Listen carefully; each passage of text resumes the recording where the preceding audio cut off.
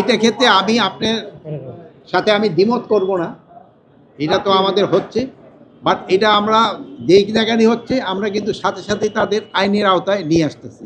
এ ব্যাপারে আমি আপনাদের কাছে অনুরোধ করব, আপনি দেখবেন যে ইভেন পুলিশের উপরেও আক্রমণ হচ্ছে। এইগুলি ক্ষেত্রে আপনারা জনগণকে একটু সচেতন করতে হবে।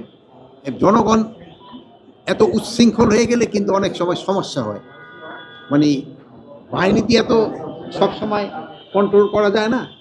এর ক্ষেত্রে যেমন ধরেন আমাদের ছেলে মেয়েদের কন্ট্রোল করার জন্য মা বাবা তারা একটা বড় ভূমিকা পালন করে, আত্মীয় স্বজন একটা বড় ভূমিকা পালন করে। এই জন্য এই ক্ষেত্রে আপনাদেরও একটা বড় ভূমিকা পালন করতে হবে এই ধরনের ঘটনা যেন না ঘটে। বাট আমাদের এই জন্য আইন শৃঙ্খলা বাহিনী কিন্তু সবসময় ভিজিল্যান্ট আছে, তৎপর আছে, এবং যে জায়গায় হচ্ছে তাদের কিন্তু আমরা আইনের আওতায় নিয়ে আসতেছি।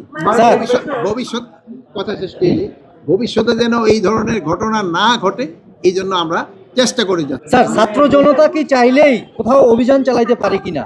এইটা ক্ষেত্রে কারো কোনো অধিকার নাই আইন শৃঙ্খলা বাহিনী ছাড়া কোনো অভিযান চালানো। এটা যেন ভবিষ্যতে না হয়, এই জন্য আমরা ব্যবস্থা নিচ্ছি।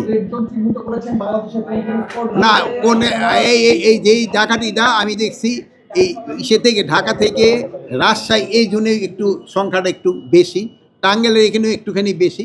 এগুলি যেন না হয় এই জন্য ওই এলাকায় যারা আইন শৃঙ্খলা বাহিনী আছে তাদের আমরা ইনস্ট্রাকশন দিয়েছি, এবং তারা আগের থেকে অনেকটা মনে হয় ভিজিল্যান্ট হচ্ছে। এই চাঁদাবাজি যেন না হয় এবং ছিনতাই যেন না হয়, এই জন্য আমরা ব্যবস্থা নিচ্ছি এবং আমাদের কার্যক্রম থাকবে। পুলিশদের সদর দপ্তর পরিদর্শনের জন্য আপনারা জানেন যে আমাদের পুলিশ 2013 সালে এটা প্রতিষ্ঠিত হয়েছে।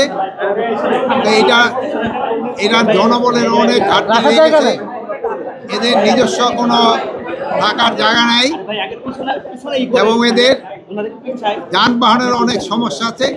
এগুলি তাদের কাছে শুনলাম, এবং তারা অনেক জায়গায় অনেক ভালো কাজও করে যাচ্ছে। এবং আমাদের দেশে যে ট্যুরিস্ট পুলিশটা যদি খুব ভালো অ্যাক্টিভ হয়, তবে বিদেশি ট্যুরিস্টও কিন্তু আমাদের দেশে আসবে।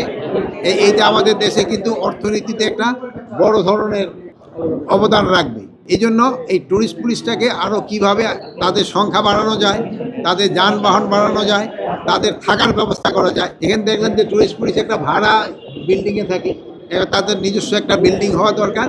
এইসব ব্যাপারে আমাদের আলোচনা হয়েছে, এবং এরা ট্যুরিস্ট পুলিশ যদিও সংখ্যা তাদের অনেক কম, বাট তাদের স্পট অনেক বেশি। এই জন্য অনেক জায়গায় তাদের জনসংখ্যাও খুব কম, জনসংখ্যা বলি বাহিনীর সংখ্যা খুব কম। এটা কিভাবে বাড়ানো যায় এইগুলি ব্যাপারে আলোচনা।